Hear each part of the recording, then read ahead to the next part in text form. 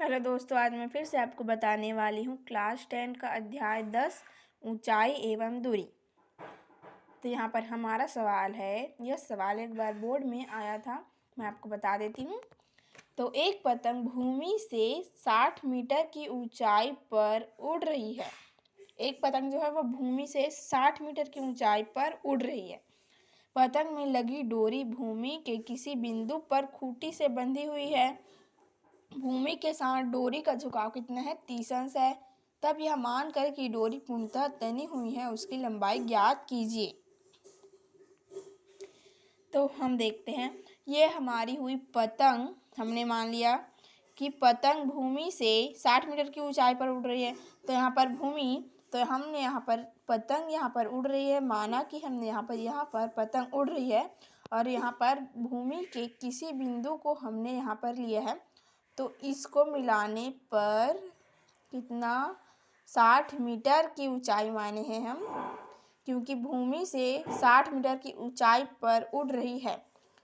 तो पतंग में लगी डोरी किसी बिंदु के, देख, पतंग में लगी डोरी भूमि के किसी बिंदु पर खूंटी से बंधी हुई थी। यहाँ पर है खूंटी है भूमि पर, और हमने इसे मिलाया। ये पतंग जो है भूमि पर किसी बिंदु से टंगी हुई है। तो यहाँ पर कितना अंश का कोण बनता है? डोरी का झुकाव 30 अंश है, तो इसका झुकाव कितना है?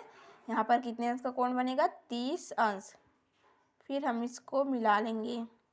देखिए बन गया हमारा त्रिभुज।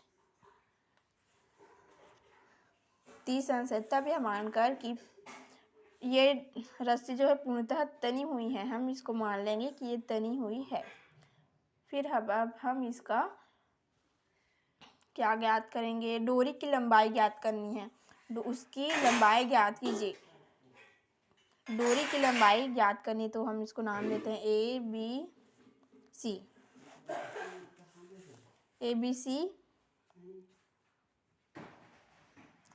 तो देखिएगा हमारे यहाँ पर 30, यहाँ पर कौन सा लगेगा? थीटा, तो साइन थीटा तो लगेगा ही। यहाँ पर साइन थीटा क्यों लगेगा, मैं आपको बताती हूँ। यहाँ पर पहले देख लेना है कि कौन सा ज्ञात है, कौन सा ज्ञात नहीं है।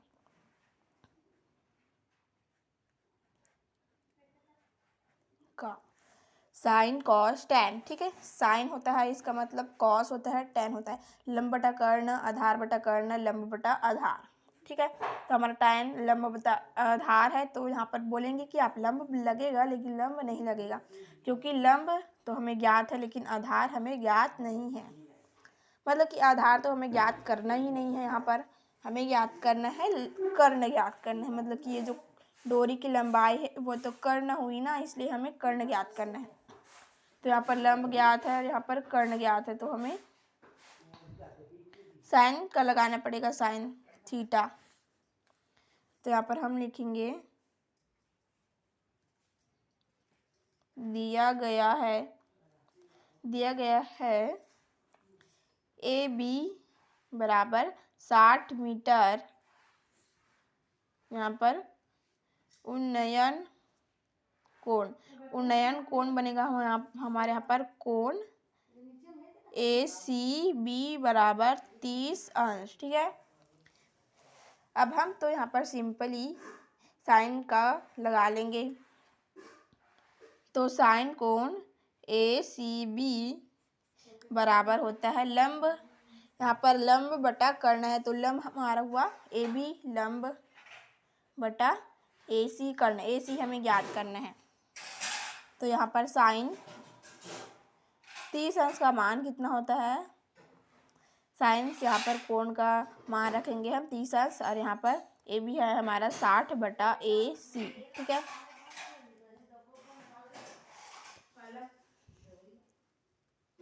तो हमारे यहाँ पर साइन 30 अंश का मान कितना होता है?